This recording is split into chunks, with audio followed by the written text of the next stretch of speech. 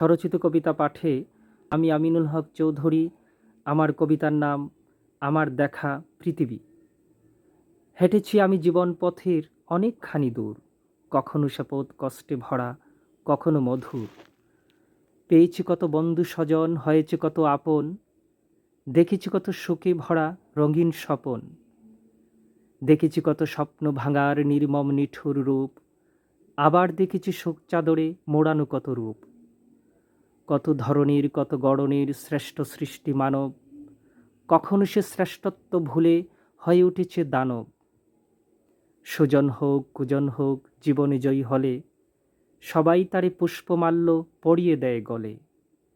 সততার সাথে লড়িয়া যদি জয় নাহি আসে, সবাই তারে এড়িয়ে চলে নাহি ভালোবাসে।